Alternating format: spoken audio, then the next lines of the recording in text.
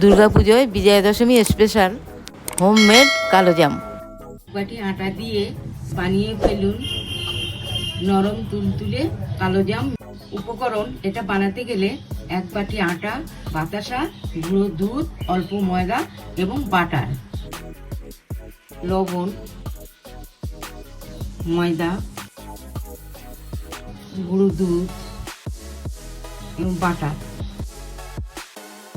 এগুলো দিয়ে আমি ভালো করে গার্নিশ করে নিচ্ছি ডলে ডলে। এবার আমি একটু বেকিং পাউডার দিয়ে দিচ্ছি, দিয়ে এটা ভালো করে মিশিয়ে নিতে হবে। এবার আমি জল দিয়ে এটা মেখে নেব। জলটা আপনারা পরিমাণ মতো দেবেন, আমি অল্প অল্প করে দিয়ে মেখে নিচ্ছি।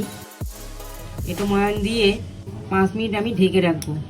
এটা বেশি নরম হলেও হবে না, বেশি টাইট হলেও হবে না। দেখুন আমার হাত। বাতাসা গরম জলে দিয়ে আমি রস করে নিচ্ছি। দেখুন শিরাটা আটা আটা হয়েছে, এই আটা আটা হলে এটা বন্ধ করে দিতে হবে। আমি হাতে ঘি মাখিয়ে এটা আমি গোল গোল করে নিচ্ছি।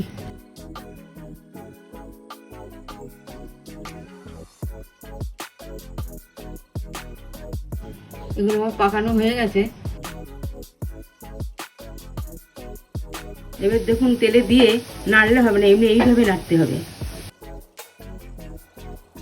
এটা কড়া ধরে এরকম করে নাড়তে হবে। এটা আমার ভাজা হয়ে গেছে। এবার আমি বাতাসার জলের মধ্যে দিয়ে দেবো। বাতাসার রস করে রেখেছিলাম, এটা আমি ওর মধ্যে দিয়ে দিয়েছি। কালোজাম বানানো আমার হয়ে গেছে। আমার রেসিপি যদি আপনাদের ভালো লাগে লাইক করুন, শেয়ার করুন, সাবস্ক্রাইব করুন।